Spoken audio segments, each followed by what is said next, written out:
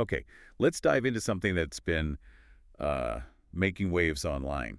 This whole claim you can earn pretty serious money, like maybe $100 a day. Yeah, or even, I think some said like $5 per song, just Yeah. listening to music. Exactly. And it's gone viral. There's this one video, over 500,000 views, thousands of likes, saying it works globally. Sounds, well, pretty tempting. Oh, absolutely. It really hits that, dream of easy money online. And the site everyone's pointing to for this, it's bwave.work. That's our focus today. Right. So for this deep dive, our mission is really to unpack what happened when someone actually tried it. We're digging into a YouTube video transcript where this person documented their experience. Yeah, they went through the whole process sign up, trying the tasks to see if this whole get paid to listen thing on bwave.work is, real. Let's see what they found out. We're going to follow their journey step by step. Absolutely. See how the site works, what their experience was, and figure out if it's legit. Okay, so first steps, getting onto the site, bwave.work, to sign up. How did that go? Well, right off the bat, they said it felt a little strange. Like the main focus was on login, for people who already had accounts. Less focus on new users. Yeah, they create an account link was apparently smaller, harder to spot. And they did something smart right away, Yeah. which is always good advice if you're checking out a site you're unsure about. Definitely. Use a dummy email. Keep your main address out of it. Good tip. So they tried the email sign up. They did. Requested verification codes, but nothing. Requested again. Waited. Still nothing. Oh, the codes just never arrived or didn't work. According to them, the codes just wouldn't be accepted. They spent like 5 minutes just stuck there. That's frustrating. Not a great start. Not at all. So eventually they figured out the only way they could actually register was using the Google authorization button. So bypass the email thing altogether. Seems like it. That was the workaround they found. Okay, so they're in. Now, the video that was promoting this site mentioned a sign-up bonus, something like $12. Yeah, they saw a button for that, clicked it, and, well, Nothing happened. pretty much no confirmation message, no bonus added notification, just click. They sort of had to assume it maybe got added somewhere behind the scenes. Invisible money. Yeah. Always reassuring.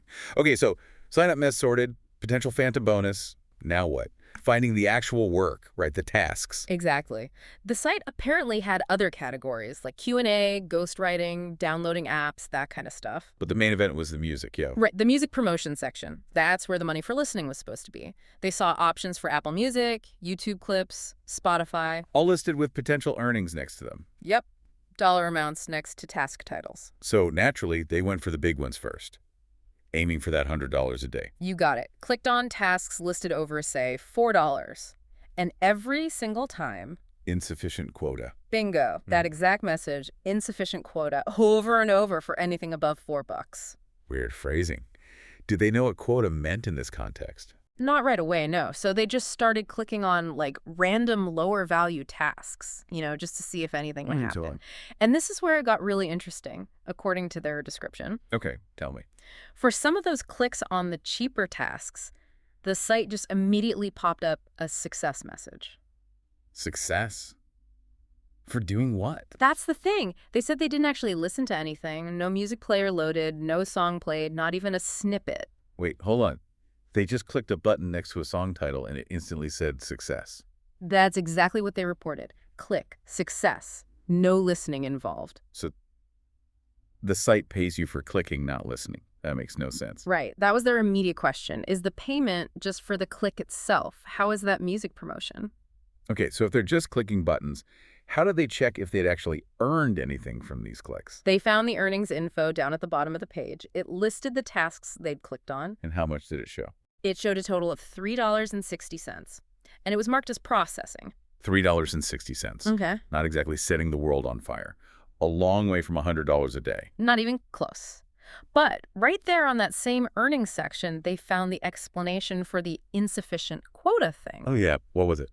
It explicitly stated that the maximum earning potential for their account on this free plan was only $4. Ah, okay. So any task listed for more than $4 was just blocked because the daily limit was $4 anyway. Seems like it. That finally made sense of the quota message, but still. Still doesn't explain earning $3.60 for clicking buttons without hearing a single note. Exactly. It felt completely disconnected from the premise. So their next step was, okay, how do I actually get this $3.60? Can I withdraw it? And is there any way to earn more than this $4 daily cap? Right. The $1 million question, or maybe the $14 question. This led them deeper. It did. They found a page outlining different membership plans. The paid tiers. Yep. There was the free plan they were on, maximum $4 a day, confirmed. Then the first paid plan. What did that one promise? That one supposedly let you earn up to $14 a day. Okay, $14 a day. What was the catch, the cost? The cost was listed as $16, but not monthly. $16 for a year. $16 for a whole year to potentially earn $14 a day. That actually sounds kind of reasonable on the surface. It does, doesn't it? Until you read the fine print, because that plan also required something called a performance bond. Performance bond? What on earth is that? It's basically a deposit. And for this $14 a day plan, the required performance bond was $300. $300. As a deposit, what did they say it was for? The site's explanation was, well, vague. Something about protecting the platform and employers from, quote, malicious actions by users. Malicious actions. What malicious actions could you possibly take by clicking buttons? That sounds suspicious. Very. And the user asking that exact question in their video, what does that even mean? So what happens to this $300 bond? Do you get it back? Supposedly. They said it's locked for 10 days after you deposit it. Then you can withdraw it, but only in installments. Installments. Yeah. Did they say how big? No, the video didn't specify the installment size, but here's the kicker they highlighted. There's more. Oh, yeah. If you decide to withdraw your $300 deposit, even in installments, you immediately lose the ability to complete tasks and earn anything. Wait, even if you paid the $16 for the year? Even if you paid the yearly fee. So, you pay $16 for access, put up $300 of your own cash, and if you dare to take your own $300 back, the access you paid for becomes worthless. Okay, yeah. That's not just suspicious. That's starting to sound like a trap. I can see why they said things were looking very suspicious at that point. Absolutely. It just doesn't add up. And then they looked at the highest plan. Oh, boy. How much did that one claim you could earn? Get ready for this. The top-tier plan supposedly allowed you to earn up to $680 per day. $680 a day. From $14. That's a ridiculous jump. What's the yearly fee for that one? $1,300 for the year. Okay, $1,300 a year. And let me guess. Performance bond. You know it. And this is where it just becomes completely absurd. How much? To unlock the potential to earn $680 a day, on top of the $1,300 yearly fee, you need to deposit a performance bond of nearly $198,000. I'm sorry, did you say almost $200,000? Yep. Just shy of $198,000 as deposit to click buttons. That's unbelievable. Absolutely insane. Who would deposit that kind of money? It's baffling, and this is precisely why the user in the video was very clear. They did not test these paid plans. They didn't pay the $16, let alone deposit $300 or, well, $198,000. Should I hope not. And they strongly advised anyone watching not to pay anything either. That seems like extremely sound advice. Based on that investigation, this whole system just screams red flags. Huge red flags. The user summarized them really well. That unclear, confusing deposit structure, these completely unrealistic earning claims that are directly tied to massive upfront payments. And the most fundamental point they kept making. Yeah, the fact that the platform wants you to pay them often a lot of money before you can supposedly earn anything, that's the classic warning sign. Their advice was spot on. Whenever you see a platform or a site that wants you to pay before you earn anything, run. Simple as that. It just flips the whole model of legitimate work upside down. Now, something else came up in their video. They mentioned the name B-Wave sounded familiar even before they started testing the site. Yes, exactly. While they were putting their findings together, they had that nagging feeling, like they'd seen or heard the name before. So they went digging. Yep, searched their old emails, and guess what? Let me guess. Emails from B-Wave. Bingo! Found a chain of emails from someone claiming to represent B-Wave dating back a couple of months. This person had emailed them 5 times. 5 times. Persistent. What did they want? They were trying to get the YouTuber to do a sponsored video to promote B-Wave on their channel. Ah, okay. Trying to buy some positive press. Seems like it. And the YouTuber said even the first email felt off, suspicious, which is why they never replied or considered the offer. Good instincts. Anything specific that seems weird about the emails? Yeah, apparently in one of the later emails, totally out of the blue, the B-Wave person attached a document, a certificate. A certificate of what? Supposedly proving B-Wave was a legitimate registered company sent completely unprompted. They just randomly sent proof of legitimacy. That What? is weird. What was the YouTuber's reaction, too? They said it looks so weird, and they'd never dealt with a company that led by trying to prove it was legit before any real discussion. It just felt wrong. Right. And let's be crystal clear. The person whose video we're dissecting, the one who actually tested the site, they never took money from B-Wave. They didn't do a sponsored promo. Absolutely not. They were approached, thought it was sketchy, ignored the emails, and never promoted it. Okay, so they declined. But then later, they saw this other video going viral, the one actually promoting B-Wave. What did their analysis find about that video's transparency? This was a key point for them. They observed that the viral video pushing B-Wave had absolutely zero sponsorship disclosure. Nothing at all. Nope, no verbal mention like thanks to our sponsor, no little YouTube checkbox ticked to indicate paid promotion, nothing obvious in the description box up front. They contrasted it with how they disclose their own sponsorships. So, total lack of transparency if it was paid. And how many links to B-Wave did that promoting video have? They counted 4. 4 separate links pointing people to the B-Wave site, including one to their Instagram, all right there in the description. 4 links. Mm-hmm. Pushing a site that looks like it demands huge deposits from a video with no disclosure. It certainly paints a picture, doesn't it? It really does. And it led the user who made the investigation video to state their strong belief, even without having, concrete proof like a contract, that the channel behind the viral video was paid for that promotion and just didn't disclose it. Because why else would you push a site like that so hard? That was exactly their reasoning.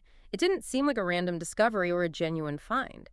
Given their own experience being solicited, the lack of disclosure, the heavy promotion, it smelled like an undisclosed ad. Okay, so let's bring this back to you, our listeners. What's the main takeaway here? Well, the core findings from this deep dive, based on that user's experience, are pretty stark. bwave.work itself looks highly problematic. The payment structure, these massive required deposits, the unrealistic earnings, the fact that the work didn't even involve listening, it's all very suspicious. And the way it was promoted, at least in that viral instance, lacked transparency about potential payment. Exactly. So the big flashing warning light here, the thing to really remember, is what that user emphasized. Be incredibly cautious, extremely wary of any platform asking you to pay them money up front before you can earn anything, especially large sums. It's such a fundamental red flag if it sounds too good to be true. It probably is. The video we analyzed also touched on digital safety, and they mentioned that part of their video was sponsored by a service called Aura. Right, and just to report what they said, Aura was presented as a kind of all-in-one digital security thing, helping protect against identity theft, financial fraud, online threats. Yeah, mentioning features like a VPN, antivirus, password manager, stuff like that, usable across different devices. And the video creator mentioned they had an affiliate link for Aura in their description, offering a free trial and noting they might get a commission if people signed up later at no extra cost. Just putting that out there as reported. Correct. Oh. They also had a suggestion for viewers, a way to kind of fight back against potential scams online. Oh, yeah. What was that? They suggested that simply liking their video exposing the issue and leaving comments could actually help. The idea being that engagement signals to the platform's algorithm that this is valuable content, potentially helping more people see the warning and identifying channels doing legitimate exposés. Interesting. Using the platform's own mechanics to highlight warnings. They also mentioned, as a contrast, that they had another video showing how they actually make money online. Right. Yeah, they pointed viewers towards their other content discussing legitimate methods like using specific AI tools or generating free traffic from places like Pinterest. Real strategies, basically, as opposed to these questionable easy money schemes. Okay. So, wrapping up this deep dive, the user's investigation into bwave.work really threw up some major red flags. That whole requirement to pay, often huge amounts, before you earn, plus the murky promotion. It's a cautionary tale. Definitely. It's a really potent example of how appealing these online income claims can be, but how crucial it is to scratch beneath the surface and look for those hidden costs and suspicious practices. Absolutely. Which leads us with a thought, in this online world filled with tempting offers and sometimes hidden promotions, how do we get better at spotting the difference? How do we tell a real opportunity from a really sophisticated scam? And what other easy money claims floating around out there might deserve a much closer, more critical look? Something to think about.